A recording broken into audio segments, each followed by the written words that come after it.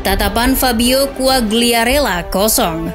Ia tertunduk lesu menyaksikan timnya bertekuk lutut di hadapan Udinese. Le Zebrete menghempaskan Sampdoria lewat skor bulat 2-0.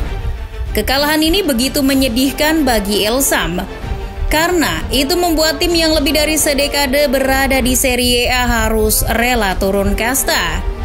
Percayalah, seseorang yang sangat bersedih atas hasil ini adalah Fabio Quagliarella.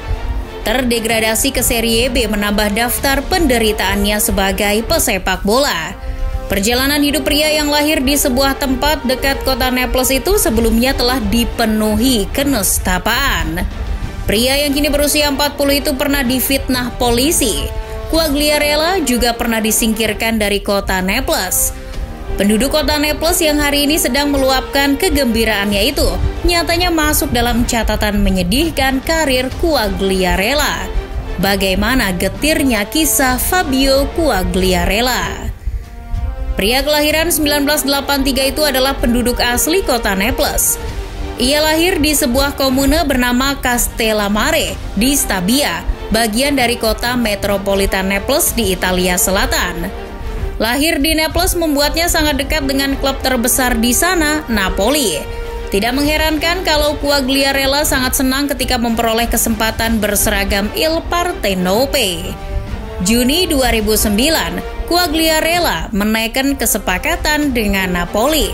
Nilai kesepakatan itu dikabarkan menyentuh 18 juta euro. Quagliarella akan berseragam Napoli selama 5 tahun. Ia disambut penduduk Naples bak pahlawan baru yang terlahir kembali. Sudah lama penduduk Naples menantikan sosok penting setelah Diego Maradona.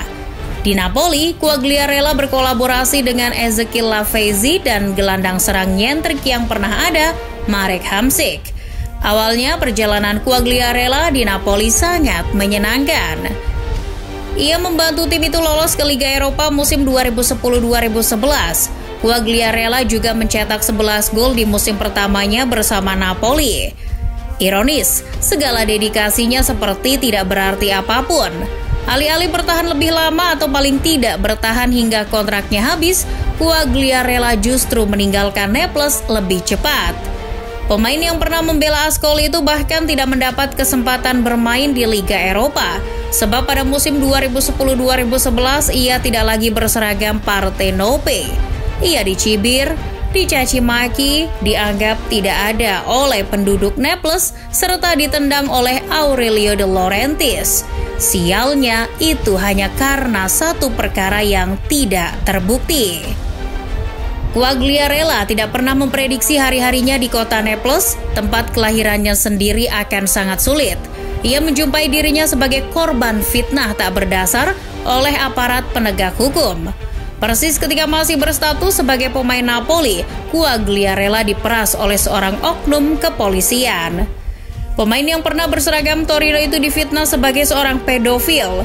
Tidak hanya itu, fitnah yang datang juga menyebut dirinya bagian dari anggota kelompok mafia. Mula-mula, memang tidak diketahui siapa yang memfitnahnya. Sebelum akhirnya terungkap, Quagliarella hidup di tengah teror. Beberapa kali ia dikirimi foto-foto gadis di bawah umur yang tak memakai sehelai pakaian pun. Pengiriman foto tersebut diiringi dengan tuduhan bahwa Quagliarella adalah seorang pedofilia karena meniduri gadis-gadis yang ada di foto. Melalui wawancara dengan Bleacher Report, Quagliarella mengenang kejadian itu yang terburuk sepanjang garis hidupnya. Pada waktu itu, Quagliarella menyadari foto-foto yang dikirimkan padanya itu diunduh dari situs online. Hal itu menjadi semacam teror karena surat-surat yang berisi tudingan tak berdasar dan foto-foto tersebut dikirim kadang seminggu sekali. Tak jarang ia juga menerimanya 2 kali dalam sepekan. Akibat tuduhan itu, Quagliarella menjadi sasaran para fans Napoli. Penggemar Napoli yang meradang karena termakan tuduhan tersebut justru menambah kesengsaraan Quagliarella selama berdomisili di Naples. Tidak hanya kiriman tudingan yang menyasar padanya, tapi dari penggemar Napoli juga. Saat tuduhan itu menjadi bahan pembicaraan, Quagliarella diperlakukan seperti penjahat. Setiap kali ia keluar rumah, ada saja tingkah para fans Napoli yang menyakitkan baginya. Setiap keluar dari rumah, Quagliarella pasti dihina, dicibir, direndahkan, dibuat seolah-olah iblis. Dalam sebuah wawancara, Quagliarella mengakui bahwa ia sampai harus menyamar ketika keluar rumah lantaran kondisinya benar-benar mencekam waktu itu. Ia sempat berkeinginan untuk menghajar siapa saja yang menguntit dirinya. Namun ia tahu kalau itu dilakukan justru akan membahayakan keluarganya. Ya sudah, ia serahkan saja pada pihak kepolisian. Lagi pula, Quagliarella juga mengenal aparat penegak hukum di Napoli. Sebagian dari mereka adalah penggemar Napoli yang bahkan pernah meminta tanda tangan dan kaos pada Quagliarella. Walau bagaimana, kasus itu sangat berdampak di kehidupan Quagliarella. Ia tidak hanya sibuk di dalam lapangan, tapi harus pula menyelesaikan urusan di luar sepak bola. Fokusnya pun terbelah. Buntutnya, penampilan Quagliarella di atas lapangan mengalami penurunan. Pada waktu itu, Quagliarella sudah kehilangan fokus bermain sepak bola. Ia seperti tidak nyaman setiap kali bermain untuk Napoli. Mungkin ini karena penggemar sudah antipati padanya lantaran kasus tersebut. Ketakutan selalu menyergap hati dan pikiran Quagliarella, sebab dimanapun berada, ia selalu merasa ada yang menguntit. Saya berlatih, tapi tidak melakukannya dengan ketenangan yang benar. Ini bukan masalah sehari dua hari, tapi berlangsung berbulan-bulan. Itu membuatku lelah.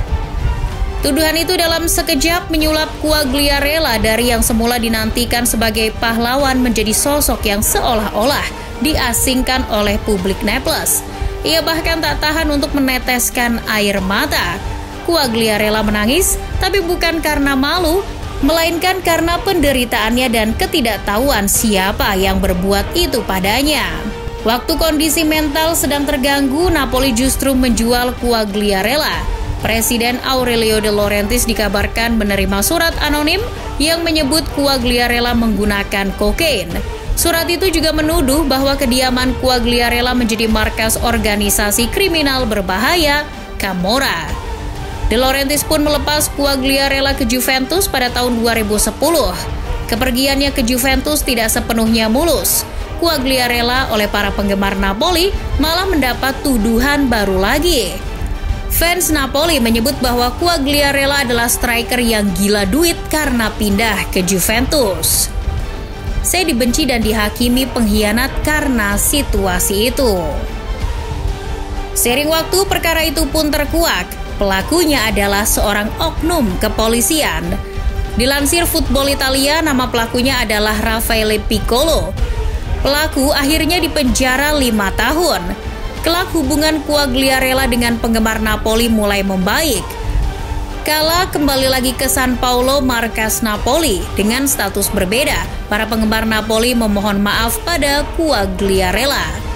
Mereka membentangkan spanduk yang kurang lebih berbunyi, "Fabio sayang, maafkan kami."